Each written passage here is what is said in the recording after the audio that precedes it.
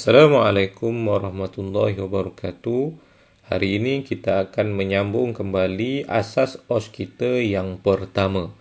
Asas OS kita yang pertama ini iaitu melibatkan pekerja di dalam pelaksanaan OS.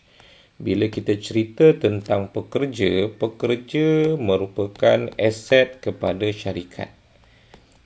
Aset kepada syarikat. Pekerjalah yang akan membantu majikan mencapai sasaran.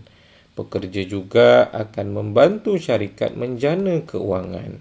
Sebab itulah kalau pekerja itu tak selamat, tak sihat, akan menyebabkan masalah-masalah yang akan timbul dan akhir sekali sasaran yang akan disasarkan oleh majikan akan gagal di sini. Sebab itulah penting majikan menumpukan tentang OS ini kepada pekerja agar mereka tidak berlakunya kemalangan yang kita tidak ingini. Kita tahu kemalangan sangat sakit, kemalangan sangat dahsyat. Sebab itulah tumpuan OS kita perlu kita berikan kepada keselamatan OS ataupun OS kepada pekerja. Pekerja ini tak adalah kita nakkan mereka menumpukan OS sangat bagus. Tak adalah kita nakkan terlalu tinggi. Cukup mereka diberikan pengetahuan asas kepada OS. Tak perlu mereka dihantar ke universiti ke, tak perlulah mereka dicelupkan kepada pengetahuan-pengetahuan yang bukan-bukan. Cukup sekadar mereka diberikan pengetahuan OS asas untuk mereka membantu syarikat mencapai asas-asas keselamatan yang kita bincangkan sebelum ini. Bagaimana kita nak berikan pengetahuan OS yang asas ini? Kita boleh fokus dan tumpukan kepada asas pengurusan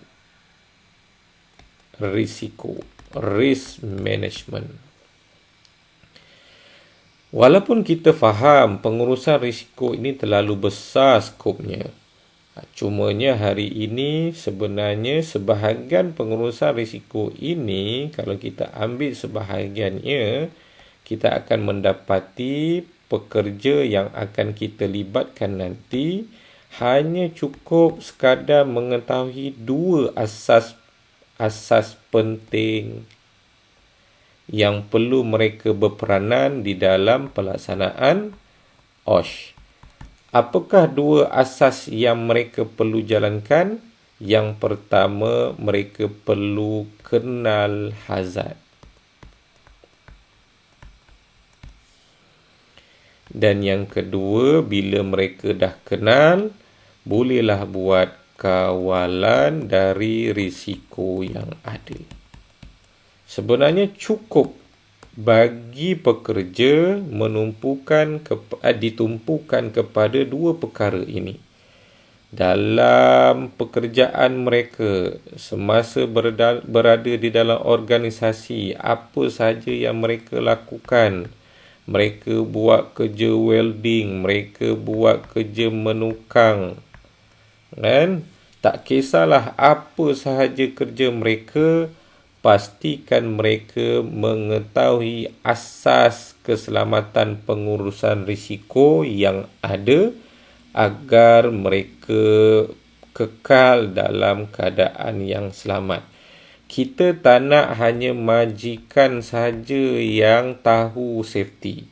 Kita tak nak hanya safety officer sahaja yang tahu safety, atau sesiapa sahaja orang yang kita lantik dalam organisasi sahaja tahu safety. Sedangkan orang yang paling penting untuk tahu safety adalah pekerja itu sendiri. Sebab itulah pengetahuan tentang OS ini kita akan tumpukan kepada pekerja, dan pekerja itu sendiri yang sepatutnya sedar tentang peri penting keselamatan dan kesihatan, barulah target ataupun objektif kita menurunkan kemalangan dalam industri dapat dicapai, kerana dianya datang dari pekerja itu sendiri. Sebab itulah tumpuan kita sekarang adalah memastikan pekerja kenal dan tahu macam mana nak kawal. So, akan datang nanti kita akan bincangkan bagaimana untuk mengenali hazard secara mudah dan bagaimana prinsip kawalan yang perlu mereka laksanakan. Sekian sahaja, terima kasih.